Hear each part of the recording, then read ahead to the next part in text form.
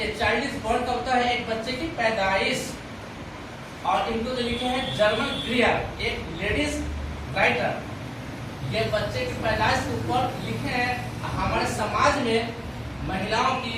क्या मतलब भूमिका होती है जब वह शादीशुदा होती है, जब बच्चे की पैदाइश नहीं होती, बच्चे घर में नहीं होती है, तो क्या क्या उनके ऊपर आरोप लगाया जाता है, इसके बारे में वे बताती है हम लोग को गहराई से। लेकिन इससे पहले हम जो वर्ड मीनिंग को लिखे हैं, जैसा साइकिक का मतलब होता है मानसिक, PSY साइकिक मानसिक, पोटेंशियल POTENTIAL पोटेंशियल संभव, चाहे इसको पॉसिबल बोलेगा या कहेगा मुमकिन, कैटास्ट्रोफिक का मतलब अत्यधिक पीड़ित, बहुत ज्यादा सफरिंग होता है उसको अति पीड़ित बोलते हैं। रिचुअल मतलब किसी धर्म किसी जात का समारोह में इंटरेस्ट लेता है, रुचि रखता है, उसी को होता है धार्मिक समारोह में रुचि रखना। हैम्स का मतलब होता है चारों, जिसको हम लोग सराउंडिंग बोलते हैं, अगल बगल सभी तरफ से उसको हैम्स संबोधित करते हैं, ठीक है। टैबूस का मतलब सांस्कृतिक रूप से कार्य करना, किसी के कल्चर रूप से कोई काम वर्क किया जाता है उसको हम करते हैं टैबू। प्रोविजंस का मतलब मना करना, कोई आपको वहाँ पर मनाहट कर दे किसी तरह के, उसको प्रोविजंस बोलते हैं। आइडेंटिटी का चिंता बोलते हैं, जिसको हम लोग कहते हैं फिट हो जाना कोई चीज के बारे में।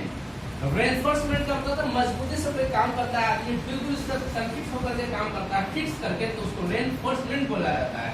रिमेनेंट्स का मतलब होता है कुछ चीज बच जाता है काम करने के बाद, तो थोड़ा सा उसको हम रिमेंट बोलते हैं, जिसको रिमेनेंट्स बोला जाता है। प्रोफाइलेक्सिस PHYLAXIS प्रोफाइलेक्सिस का मतलब कोई यदि बहाना बना करता है बीमारी का, वहां से भागना चाहता है, हट जाना चाहता है, या वहां से गुजर जाना चाहता है, उसको हम ये कहते हैं। आप प्रीनेटल का मतलब जन्म से पहले जिसकी पैदाइश होती है उसके पहले की जो बातें होती हैं उसको इंग्लिश में प्रीनेटल कहा जाता है, ठीक है। अब पहला जो हम आपको पैराग्राफ पर आप बता दिए थे उसको अब दूसरा हम शुरू कर रहे हैं, इसमें ध्यान दीजिएगा। दूसरा क्या है, जर्मन ग्रियर जो बताते हैं, दूसरा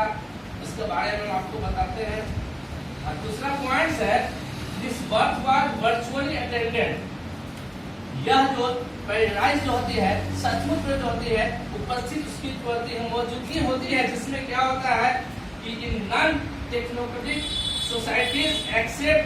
for remarkable accident birth is always attended. ये जो बर्थ जो होते हैं, जन्म जो होती है, किसी का जन्म होता है, वो एक तरह समझिए कि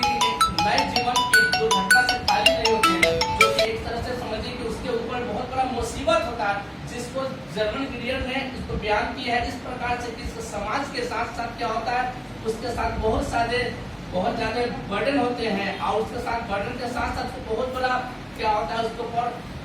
बोझ डाला जाता है। इस प्रकार से वह बर्थ बच्चों को देती है, आप देख करके अपने आप को एक तरह से मुक्त हो जाती है, और उसका जो जीवन जो होता है उस दिन से चलता है, पारिवारिक के जीवन के रूप में चलता है, जिसमें लेखिका बतलाती यह चीज है कि